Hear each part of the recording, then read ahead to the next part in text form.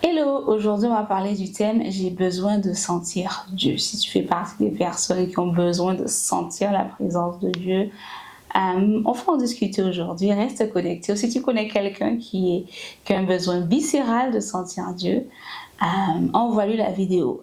Je pense que ça va l'aider. On commence tout de suite.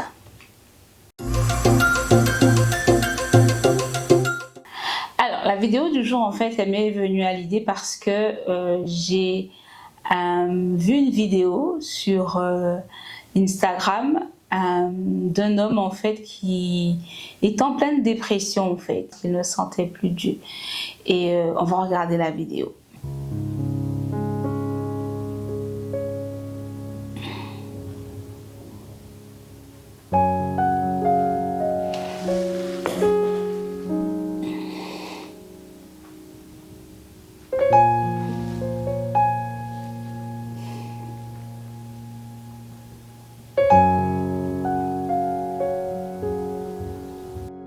Amen. Donc là, on voit en fait une femme qui explique en fait comment son mari est en dépression profonde parce qu'en fait, il n'arrivait plus à sentir la présence de Dieu. Et là, en fait, après des mois de prière de sa part, au bénéfice de son époux, ça a été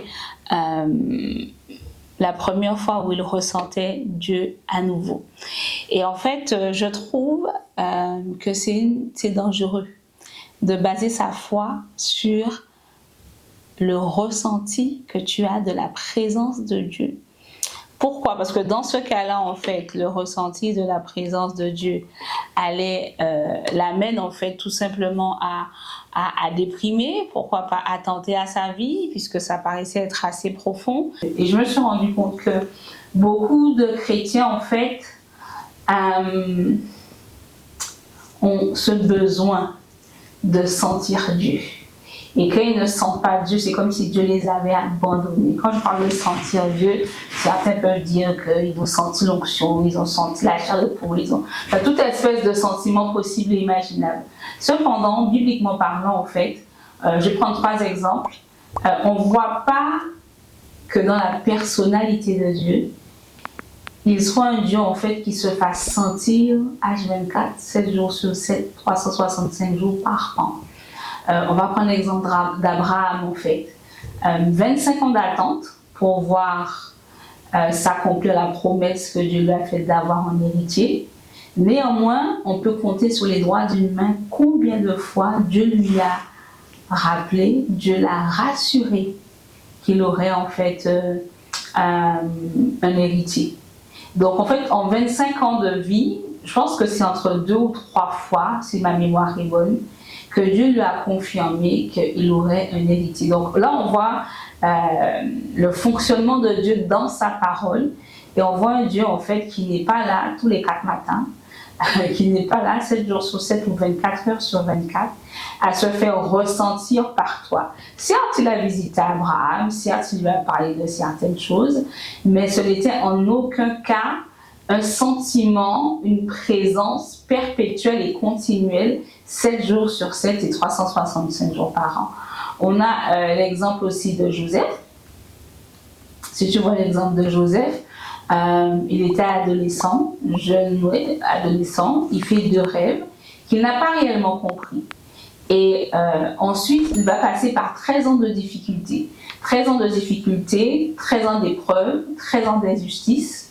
Et ce, même si la main de Dieu était sur sa vie. Parce qu'il est évident que quand il est chez Potiphar, il prospère. Et même quand on le met en prison injustement, il prospère. Ces 13 années ont été difficiles pour lui. Néanmoins, il n'a pas entendu Dieu. Il n'a pas senti Dieu. Il a fait juste ce qu'il était supposé faire pour quelqu'un qui aimait Dieu. Il a fait le choix de faire des choix qui honoraient son Dieu plutôt que d'honorer sa chair ou une satisfaction immédiate, puisque s'il avait couché avec la femme de Potiphar, probablement qu'il aurait des avantages en nature tout de suite. Mais il a préféré en fait refuser cela pour honorer Dieu. Et pendant ces 13 ans, il n'a pas compris en fait pourquoi en fait il devait vivre tout ça. Il ne voyait en aucun cas la manifestation des rêves qu'il avait eus. Pire encore, il n'a pas eu de nouveaux rêves pendant les 13 ans. Il a eu 2 rêves au début et puis plus rien. Ensuite, ça a été quelque part l'épreuve de sa foi. Quel choix tu vas faire quand tu te retrouves dans une situation où tu vis l'injustice, tu vis la difficulté, tu vis l'épreuve, mais tu ne sens pas Dieu. Et c'est exactement en fait ce qui est arrivé à Joseph.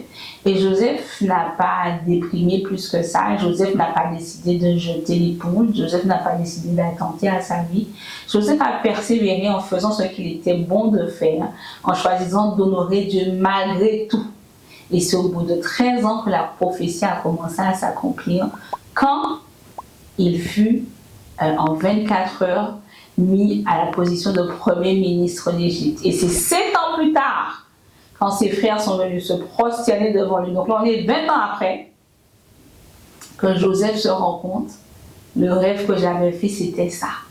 Et pendant l'espace de ces 20 ans, Dieu ne lui a pas donné de nouveaux rêves. En tout cas, la Bible n'en parle pas. Donc du coup, une fois encore, on voit Dieu qui te donne une direction, qui te montre éventuellement l'avenir, mais qui n'est pas là 7 jours sur 7, 24 heures sur 24, 365 jours par an, pour te tenir la main, pour te faire ressentir sa présence. Ensuite, on a Daniel, en fait, qui a choisi de ne pas se prosterner devant la statue qui avait été faite, et parce que c'était tout simplement contraire à sa foi. Et en fait, devant le roi, Daniel, Shadrach et Abednego, ils disent pas non, Nebuchadnezzar, tu comprends, voilà, on peut pas, etc., etc. Ils ne sentent pas la présence de Dieu. Ce qu'ils savent, c'est que s'ils ne font pas ce qu'il leur est demandé, ils vont mourir. Et ce qu'ils répondent, c'est: nous n'avons pas besoin de répondre là-dessus.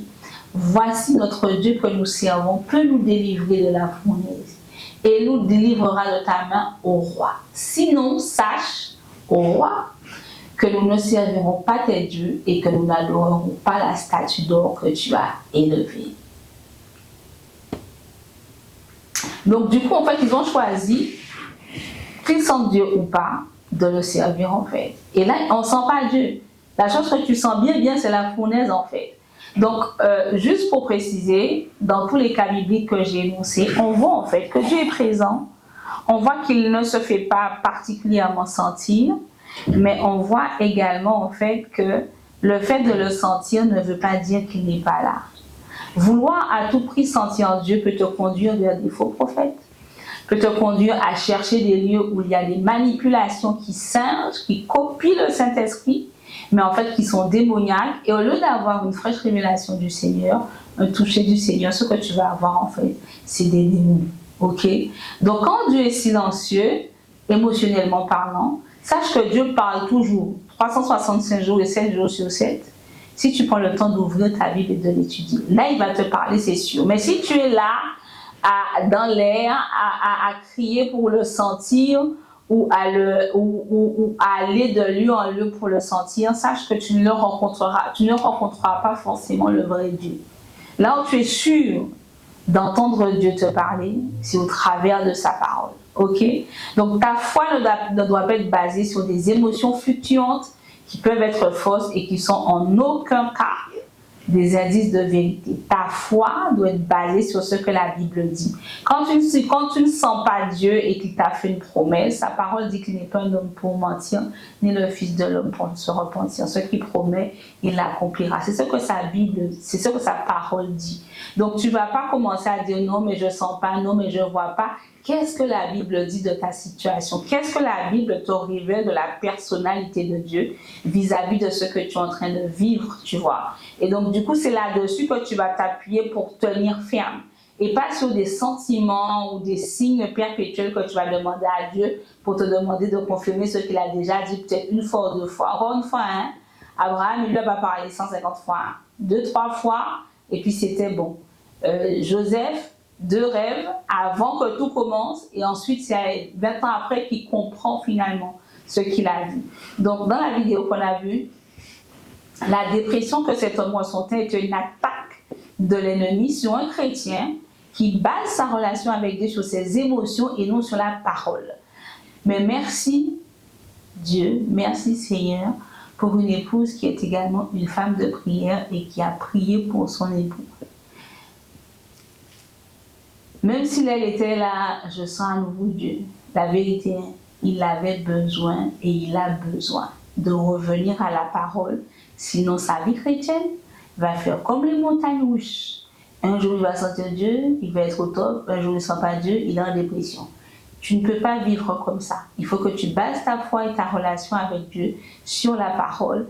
Il faut que tu bases ta relation avec Dieu sur une étude régulière, voire quotidienne de sa parole. Et c'est sur base de cette parole-là que tu vas réagir, que tu vas agir ou que tu vas tenir ferme face à tout ce qui se présente à toi. Amen. Alors, nos prochains événements. C'est l'atelier Découvrir son appel. Il a lieu le 23 mars de 9h à 13h à Paris, en présentiel, avec moi. Et donc, du coup, si tu es intéressé, le lien est dans la bio, c'est le lien numéro 3 pour prendre ta place. Il y a aussi le lien pour l'atelier de l'après-midi qui est guérir des blessures émotionnelles avec notre psychologue international, Geneviève. Il est de 14h à 18h. Tu peux participer aux ateliers sur la journée. Si c'est le cas, le repas du midi est offert. Si tu as besoin d'avoir des clarifications sur ton appel, n'hésite pas à prendre ta place pour l'atelier Découvrir son appel. On voit aussi dans cet atelier-là l'importance du choix du conjoint par rapport à sa destinée. Et donc, du coup, en fait, sur 10 places, il reste 7 places, si je ne me trompe pas. Et pour l'atelier sur les blessures émotionnelles, il reste 5 places sur 10 places au moment où j'enregistre cette vidéo, qui n'est pas le moment où tu vas la voir. Donc du coup, ne tarde pas, si c'est des sujets qui te parlent, prends ta place et rejoins-nous le samedi 23 mars à Paris. Sur ce, très bonne journée, après-midi, soirée, dépendamment du moment où tu me vois. Que Dieu te bénisse, qu'il bénisse ta famille et qu'il bénisse tes projets. Au nom de Jésus, Amen. À la semaine prochaine. Bye bye.